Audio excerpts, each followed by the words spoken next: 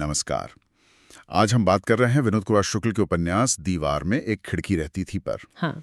हमारे पास जो इसका सारांश है उसके आधार पर इसके काव्यात्मक संसार में झांकने की कोशिश करेंगे। हाँ, ये उपन्यास अपने आप में बड़ा अनूठा है। बिल्कुल।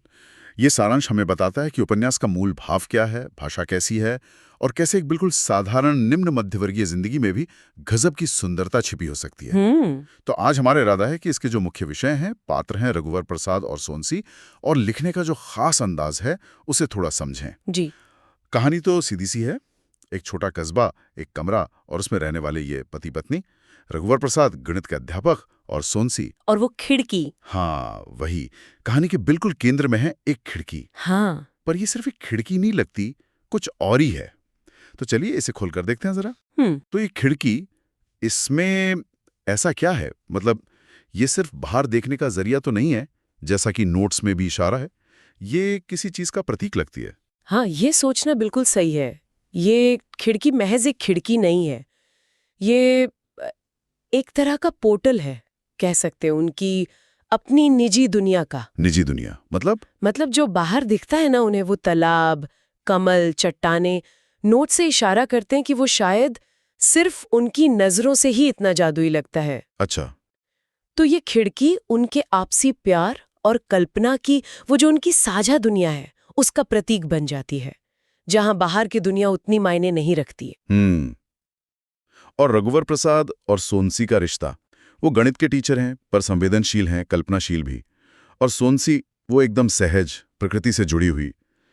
इनके बीच का जो कनेक्शन है उसमें क्या खास बात दिखती है? इनका रिश्ता बहुत बहुत सूक्ष्म है। हाँ, ऐसा लगता है जैसे वो बिना बोले ही बहुत कुछ समझ लेते हैं। नोट्स में भी जिक्र है सोनसी का, रघुवर को बस देखना या रघुवर का चिट्ठी के बजाय आसमान पढ़ना। ये तो कमाल है। बिल्कुल। ये दिखाता है कि उनका रिश्ता वो शारीरिक स्तर से ज्यादा भावनात्मक और शायद आध्यात्मिक भी है। आध्यात्मिक? हाँ, मतलब एक गहरी आपसी समझ, अपनापन इतना ज्यादा कि शब्दों की जरूरत ही कम पड़ जाए। ये एक तरह का मौन संवाद है जो सिर्फ गहरे जुड़ाव में ही हो सकता है। उपन्यास इसी खामोशी की, इसी नजाकत की बात करता है। सही है। और प्रकृति, उसका भी जिक्र है। हवा, तालाब, पेड़, पक्षी, ये सिर्फ बैकग्राउंड की तरह नहीं है। नहीं, बिल्कुल नहीं। ऐसा लगता है जैसे वो भी किरदार हों, रघुवर और सोनसी की दुनिया का हिस्सा, उनके साथ उड़ते हुए, नहाते हुए, चट्टानों पर सोते हुए। हाँ, प्रकृति यहाँ सिर्फ सजावट नहीं है, वो उनके जीवन का, उनके प्यार का ही एक विस्तार है। वो जैसे जिंदगी को एक कविता की तरह जी रहे हैं। वाह। जहाँ इंसान और प्रकृति एकदम घुल मिल गए हैं। ये सोचने वाली बात है कि कैसे इंसानी एहसास और बाहरी दुनिया एक दूसरे में इतना समा सकते हैं। और लिखने का स्टाइल, नोट्स कहते हैं, भाषा काव्यात्मक है, बारीक है और थोड़ी एक्सपेरिमेंटल भी।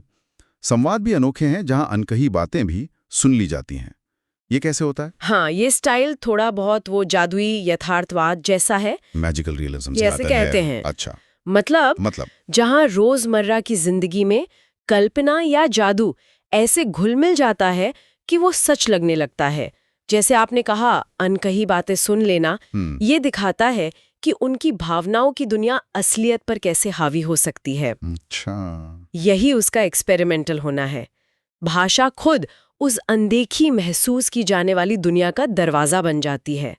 ये स्टाइल उपन्यास के मूल विचार को, यानी साधारण में असाधारण खोजने को, बहुत अच्छे से सामने लाता है। तो अगर हम इन सब बातों को समेटे तो निचोड़ क्या है?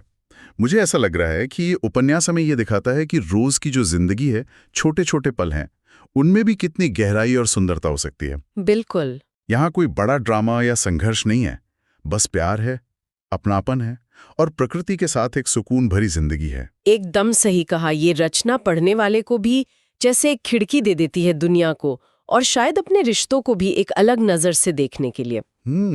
ये हमें प्यार और कल्पना की ताकत दिखाती है कि कैसे ये हमारी असलियत को ज्यादा मायने दे सकते हैं, ज्यादा खूबसूरत बना सकते हैं। हाँ, ये बात तो है। और अंत में एक सवाल छोड़ जाते हैं सोचने के लिए। नोट्स कहते हैं कि खिड़की के बाहर की वो जो जादुई दुनिया है, वो सिर्फ रघुवर और सोनसी को ही दिखती है। हाँ, ये खास बात है। तो इस अकेलेपन का, इस खासियत का क्या मतलब हो सकता है? क्या ये दिखाता है कि गहरा प्यार या जो साझा कल्पना होती है वो इतनी निजी होती है कि शायद कोई बाहर वाला उसे कभी पूरी तरह समझ ही नहीं सकता?